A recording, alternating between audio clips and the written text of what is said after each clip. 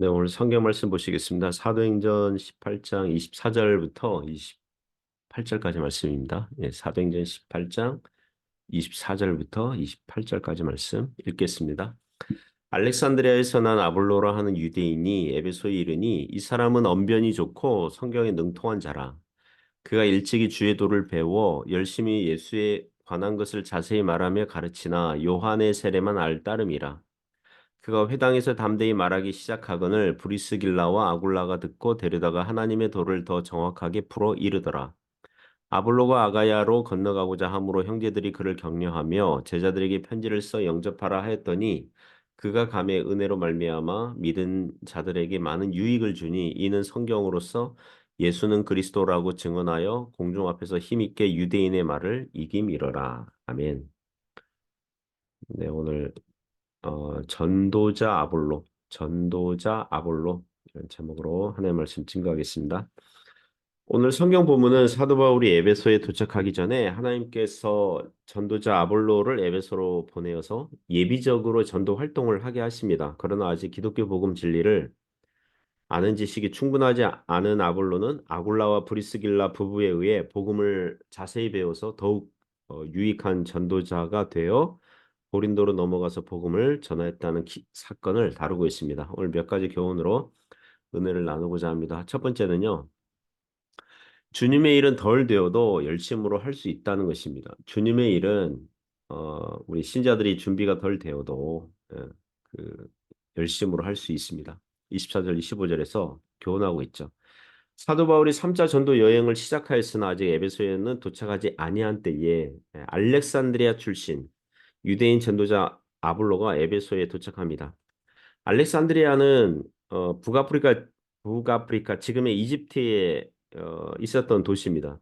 뭐 지금은 뭐 그 뭐죠? 뭐 옛날 도시는 페허만 있잖아요. 지금은 이집트 수도가 카이로지만 이 당시는 알렉산드리아가 그 최고의 도시였죠. 당시 지중해 그 연안의 도시들 통틀어서 넘버 2였다고 합니다. 어, 첫 번째가 로마, 그리고 알렉산드리아예요.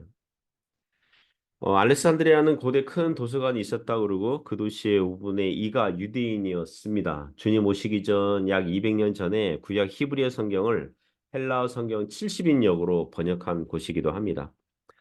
그리고 예수님 당시에 뭐 사도 바울 당대에 필로라는 유대인 학자가 구약 성경을 풍유적으로 해석하고 설명하면서 유행을 일으킨 곳이기도 합니다. 그러니까 아볼로는 학문과 철학과 뭐 그 무역의 도시, 유대인들이 해외에서 모여 사는 곳 중에서 가장 많은 유대인들이 살았던 알렉산드리아에서 이제 그 출신인 거죠. 그리고 에베소로 와요. 아마도 고린도는 저기 아볼로는 그 비즈니스, 그러니까 순회 비즈니스 하면서 또 그 가는 곳마다 유대인 회당에서 성경을 가르친 그런 성경 강사로 보입니다. 당연히 에베소에 있는 유대인 회당에서는 아볼로를 환영하죠. 인기 강사였을 거예요. 왜냐하면 그는 언변이 좋고 성경에 능통하였기 때문입니다. 한마디로 설교자라는 인기 강사, 성경 교사였던 것입니다.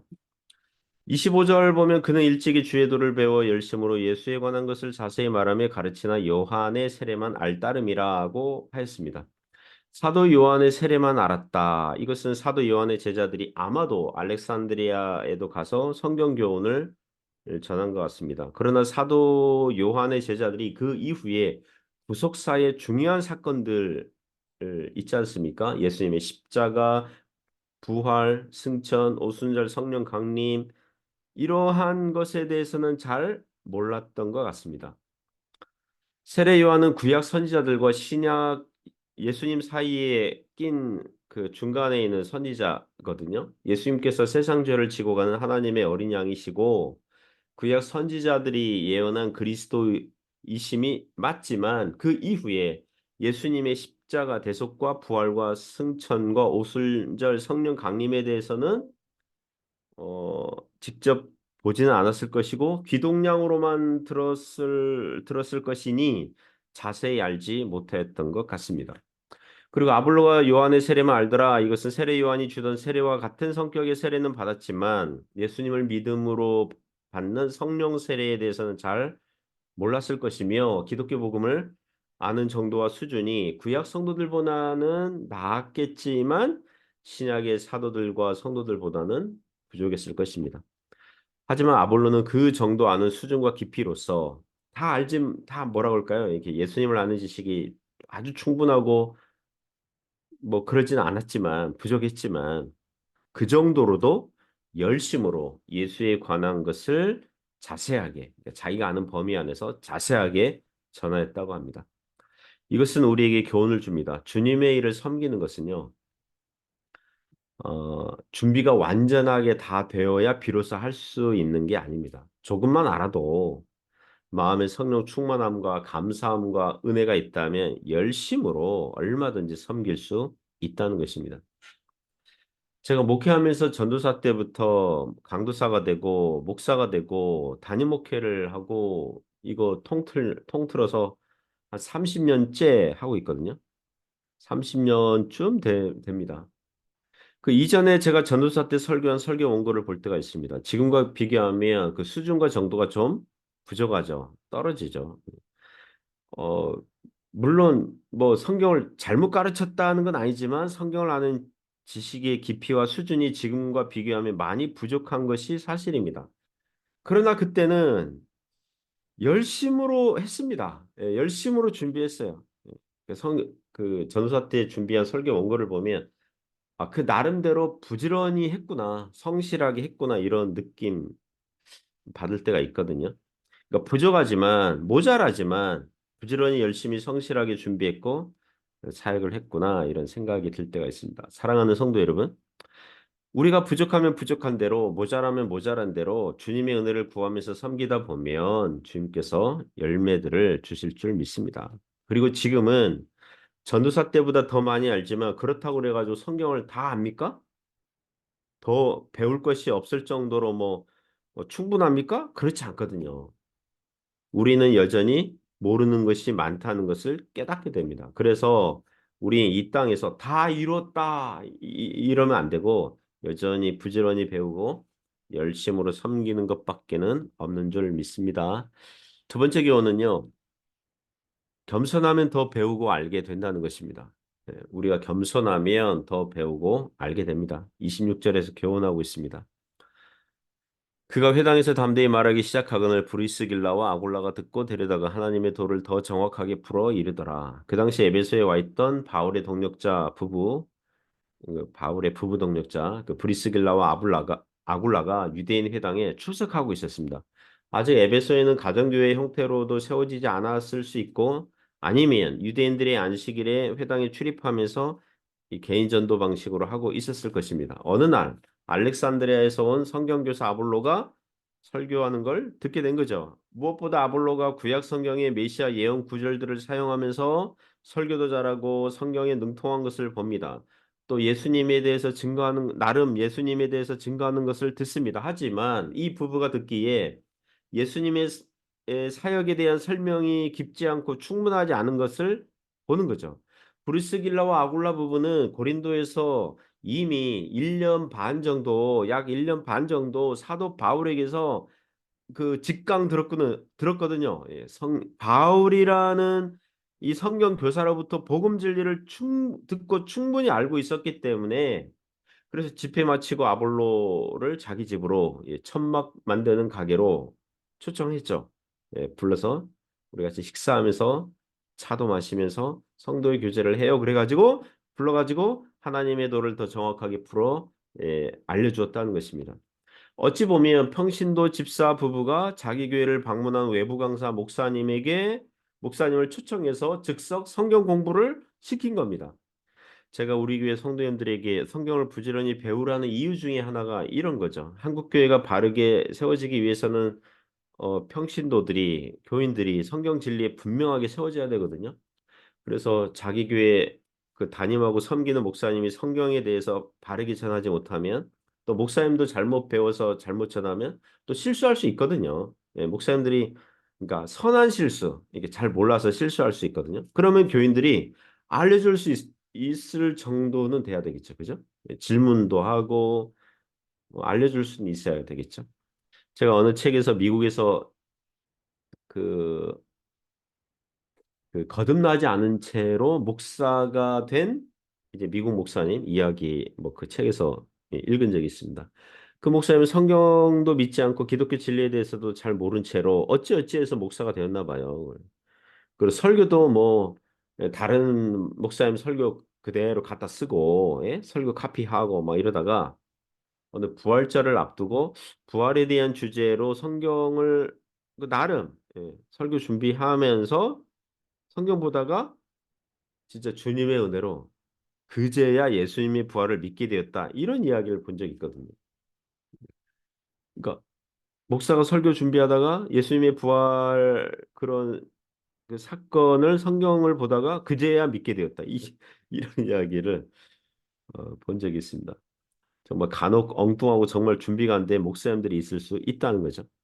아굴라 이 부부가 그 아굴라 부부도 그렇고 아볼로도 그렇고 둘 다 겸손한 거죠. 그죠? 둘 다 겸손하죠. 이 부부는 공개적으로 아볼로를 비판하지 않았거든요. 예수님에 대해서 잘 모르면서 무식하게 설교하는군요. 라고 쏘아붙이지 않았거든요. 아마도 아볼로에게서 주님을 사랑하는 마음과 열심을 받겠죠. 아, 조금만 도와드리면 더 좋은 성경교사가 되시겠는걸? 이래가지고 자기들 집으로 불러서 성도의 교제를 하면서 복음을 알려준 것입니다. 그리고 아볼로도 오늘날식으로 얘기하면 나는 목사 입네, 나는 성경교사 입네, 그러면서 나는 신학교 나왔어. 이렇게 교만하지 않고 감히 평신도가 목사를 가르쳐 드리려고 해? 이렇게 그, 어, 교만하지 않고 겸손하게 들은 것입니다. 그리고 설교하다 보면 성경을 배우고 가르치다 보면 목사라도 성경 교사라도 잘 모르고 벽에 부딪히는 느낌 받을 때가 있거든요. 그래서 저도 설교할 때에 여러 성경학자들이 쓴 주석책들을요 반드시 봅니다. 설교 준비할 때 주석책들을 반드시 봅니다. 내 생각이 내 해석이 우리 선배들과 맞는가? 기독교 전통적인 해석과 맞는가? 바른 진리 안에 있는가? 확인해야 되거든요. 확인해야 돼요. 이를테면 아굴라 부부는 아볼로에게 하나의 주석책 역할을 하고 있는 거예요. 사도 바울에게서 배운 좋은 주석책을 참고하고 있는 셈이죠. 사랑하는 성도 여러분, 신앙생활에 한 원칙이 있습니다. 겸손하면 더 많이 배우고 더 많이 알 수 있습니다. 어느 이단 교주는 자기가 성경을 1만 번 읽었다 그러면서 자기의 성경 해석만이 최고다 이렇게 주장하는 교만한 이단이 있거든요. 이단은 다 교만해요. 이단은 다 교만합니다. 그 그러므로 예를 들면 설교하는 입장인 저와 같은 목회자들은 성경 교사들은 우리 신앙의 선배들이 연구하고 설명한 주석들을 겸손하게 배워야 돼요. 그러니까 큐티식으로 성경을 읽고 개인적이고 주관적인 깨달음과 교훈으로만 가르치면 안 되고 그거는 기본이고 성경을 읽으면서 자기 생활을 적용해보고 응용해보고 묵상하고 이거는 기본이고 그 구절에 대해서 우리 신앙의 선배들은 무엇이라고 하는가 이거를 같이 배워야 되거든요. 그래야 성경을 더 알아가는 은혜가 주어진다는 것입니다. 세 번째 교훈은요. 준비되면 더 쓰임 받습니다. 배우고 신자들이 배우고 준비되면 더 쓰임 받습니다. 27절, 28절에서 교훈하죠. 그 아볼로는 27절 보면 아볼로는 아가야 지역으로 건너가고자 해요. 이 아가야는 고린도, 아덴, 갱그레아 뭐 그런 음, 도시들이 있는 곳이에요. 그때 에베소에 있던 아마도 고린도 교회 출신 형제들이 또는 아굴라 부부를 포함해서 아볼로를 격려하는 거죠. 당신이 고린도에 가서 성경을 가르치면 더욱 많은 사람들이 주님께 돌아올 것이고 고린도 교회는 진리 안에 더욱 견고해질 것입니다. 이렇게 격려한 거죠. 그리고 추천서를 받고 아가야 지역으로 가게 되는 거예요. 아볼로는 고린도에 가서 믿는 자들에게 많은 유익을 줍니다. 교회에게 성경을 가르쳐서 교회로 하여금 많은 은혜를 받도록 도와줍니다. 그리고 유대인들 전도하면서 성경으로서 예수는 그리스도라고 증언하여 전도하였다 그래요.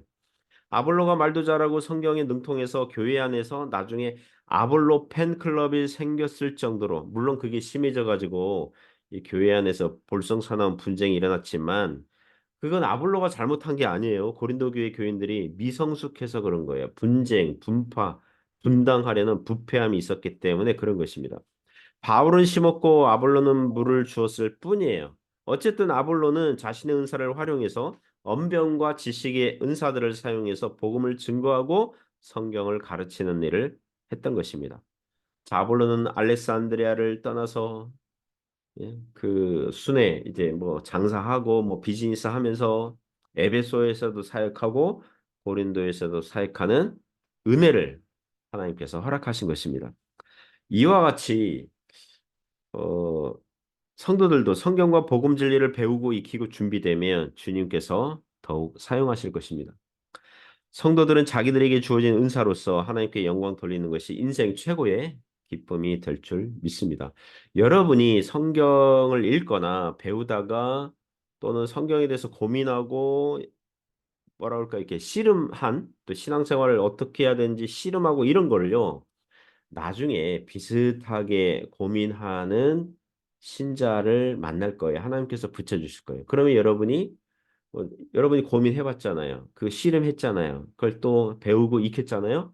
그럼 그런 내용들을 어, 가르쳐주고 전해주고 또 은혜를 나누어서 같이 또 신앙 안에서 자라나는 그런 은혜를 예, 허락하실 것입니다. 그런 은혜가 있기를 주님의 이름으로 축복합니다. 기도하겠습니다.